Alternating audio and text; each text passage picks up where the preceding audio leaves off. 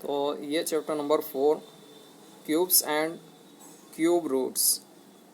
इससे पहले अपने स्क्वायर एंड स्क्वायर्स रूट्स पढ़ा था और उसमें हमने ये देखा था जैसे 2 है उसकी पावर 2 है तो वो क्या होता है स्क्वायर। ठीक इसी तरीके से यदि यहाँ पे 2 है और इसकी पावर कितनी है 3 तो इसे क्या कहा जाएगा 2 का क्यूब। क्या कहा जाएगा 2 का क्यूब। इसी तरीके से मैं कुछ एग्जांपल दे रहा हूँ, आप करने की कोशिश करना। जैसे 5 है तो 5 की पावर रेस दी पावर 3 तो ये क्या हो गया 5 का क्यूब। 6 रेस दी पावर 3 यानी ये क्या हो गया 6 का क्यूब। ये 10 रेस दी पावर 3 यानी क्या हो गया 10 का क्यूब। इसी तरीके से ये क्वेश्चन है जैसे कि दिया है 2 का क्यूब है ना, तो 2 का क्यू यदि दिया है तो उसको कितनी टाइम्स लिखेंगे 3 टाइम्स लिखेंगे। 2 इंटू टू इंटू टू तो क्या होता है 2 इंटू टू 4 और 4 टू जा 8 तो इसका क्यू क्या हो गया 8 हो गया यानी 2 का क्यू क्या कहलाएगा 8 होगा। यदि आपसे क्वेश्चन में पूछा जाए 5 का क्यू बताइए तो आप कैसे करेंगे।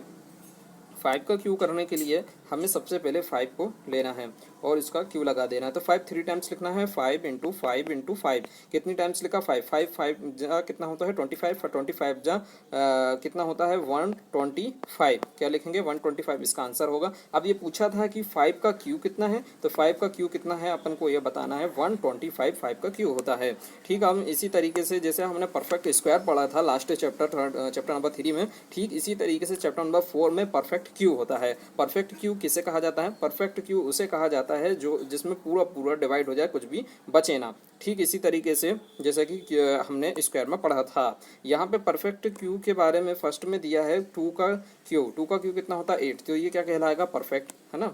3 का क्यू कितना होता है 27 3 का क्यू कितना होता है 27 तो ये क्या है परफेक्ट क्यू है क्योंकि 3 का 27 में पूरा पूरा डिवाइडेशन चला जाता है तो पूरा पूरा डिवाइड हो रहा है। जैसे 3 1 3 और 3 9 जा कितना होता है 3 9 जा 27 तो ये 9 टाइम्स में पूरा पूरा डिवाइड हो रहा है यानी कुछ बच नहीं रहा। यदि यहाँ पे 26 आता और 1 बच जाता तो फिर ये पूरा परफेक्ट क्यू नहीं होता। आई होप आपको समझ में आया होगा। 6 में ये दिया है 216 दिया है और इसके बाद 7 का दिया है 343 फिर 10 का क्यू कितना होता है तो 10 का क्यूब में कुछ नहीं करना। जैसे 10 दिया है तो इसका क्यूब बताना है तो इसमें 3 जीरो लगा दो 1 लगा के 1 2 और 3 जीरो अपन ने लगा दिए।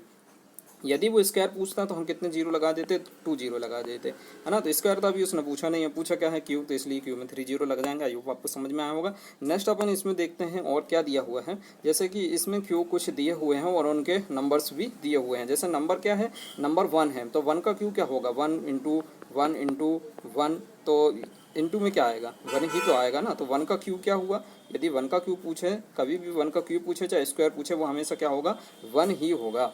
आई होप आपको ये समझ में आया होगा। अब जैसे कि यहाँ पे 2 का पूछा है तो 2 का क्या होता है 8 होता है। 3 का कितना होता है 27 होता है। 4 का कितना होता है 64 होगा। फिर 5 का 125। इसी तरीके से यहाँ पे पूरे क्यू दिए हुए हैं। मैं इसकी ट्रिक नेक्स्ट वीडियो में लेके आऊँगा। ट्रिक के थ्रू अपन इसको लर्न करेंगे। फिर हमने इसमें देखा है जैसे कि कुछ क्वेश्चन इसमें दिए हुए हैं अपन को परफेक्ट क्यू निकालने के। तो परफेक्ट क्यू को निकालने के लिए सबसे फर्स्ट में इसमें दिया है 200 का परफेक्ट क्यू निकालना। तो 200 का हमें परफेक्ट क्यू निकालना तो जैसा कि हम लोग स्क्वायर में किया करते थे कि उनका हम पहले क्या लेते थे एलसीएम लेते थे। तो ये 200 का हम क्या सिंपल ले लेंगे एलसीएम। जैसे कि इसमें है 2 से डिवाइड करेंगे तो कितना आएगा 200 फिर उसके बाद डिवाइड करेंगे तो 100 आएगा फिर 100 से 50 और 50 से 25 से फिर अपन 5 से देंगे तो 5 5 जा कितना होता है 25 होता है और फिर 5 जा 5 यानी 5 जा 5 हो जाएगा तो 1 टाइम्स में ये भी चला जाएगा। तो इसी तरीके से इसके जो फैक्टर निकल के आए हैं तो फैक्टर क्या क्या निकले हैं 2 निकला है फिर इनटू में क्या निकला है 2 निकला है फिर इनटू में क्या निकला है 2 यानी 3 टाइम्स तो 2 निकल गया। फिर फैक्टर में और क्या निकला 5 निकला है फिर 5 के बाद यहाँ पे नीचे देखते जाना है यहाँ पे फिर 5 निकला है तो कितने 2 निकले हैं 2 के हमको क्या बनाना है पेयर बनाना है। तो यहाँ पे हमने ये देखा जैसे कि ये 2 2 2 और 5 5 तो इसमें जो है आ रहा है क्वेश्चन के थ्रू इसमें जो आंसर आ रहा है उसको हम देखेंगे। जैसे 2 के जब फैक्टर हमने निकाले हैं और फैक्टर निकालने के बाद जो हमको पावर मिली है उसको ध्यान से देखना है। जैसे दिया है if we from triplets of equal factor यानी जितने भी उनके equal factor the number 2 from a groups of 3 while factor 5 does not do so therefore 200 is a perfect Q. मतलब ये हुआ कि ये 2 जो है 200 के बराबर फैक्टर निकल रहे हैं और ये परफेक्ट क्यू किसका कहलाएगा वो दिया हुआ है। तो इस तरीके से हम परफेक्ट क्यू को देखेंगे। जैसे कि इसमें 864 दिया है, तो 864 का हमें क्या लेना है, सिंपल एलसीएम लेना है। तो एलसीएम लेने के बाद जो फैक्टर आपको यहाँ पे नज़र आ रहे हैं, क्या क्या नज़र आ रहा है, टू के कितने पेयर रहेंगे, फिर टू के यानी ये पेयर बना, फिर इधर टू का पेयर बना दिया, फिर थ्री का पेयर बना दिया। इज वेरी सिंपल और काफ़ी ज़्यादा सिंपल है। और इसके बाद हम नेक्स्ट देखेंगे इसमें नेक्स्ट कैसे करना है।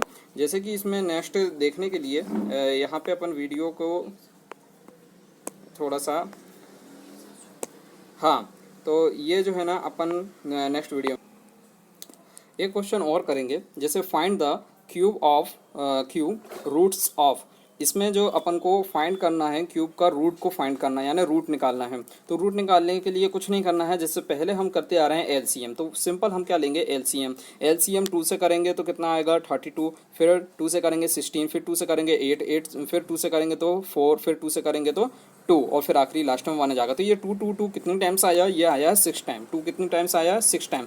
तो 3 टाइम्स ये हमने लिखा 2 को और 3 टाइम्स ये लिखा। अब ये जबकि हम क्यू को देख रहे हैं, यानी क्यू का मतलब ये होता है 3, है ना। क्यू का मतलब कितना होता है 3, यानी 2 की पावर 3। तो यहाँ पे अपन 3 लेंगे तो 2 इसको कॉमन लेंगे तो ये बराबर किसके है, 2 के बराबर है, यानी 1 टाइम 2 के बराबर है। और इन 2 को यदि इसके क्यूब में कन्वर्ट करेंगे तो ये निकल के कितना आएगा 2, यानी 1 टाइम 2 के बराबर निकल के आएगा, यानी 1 टाइम 2। अब 2 जा कितना होता है, तो 4 आता है, तो 4 इसका आंसर है। अब ये जो 64 आया है वो कैसे आया है, तो 64 ऐसे आया है कि ये जो 2 के जब हमने ये पेयर बनाए हैं, क्या बनाए हैं हमने, ये 2 के पेयर बनाए हैं, तो इस पे लग जाएगी रूट। कितनी लगेगी रूट, और वो किसकी निकलेगी 3 की क्यूब की रूट्स लगेगी। तो यहाँ पे अपन ने 3 कर दिया है, आंसर इसका 4 है। आई होप आपको ये समझ में आएगा। नेक्स्ट वीडियो में हम अगले क्वेश्चन को सॉल्व करेंगे।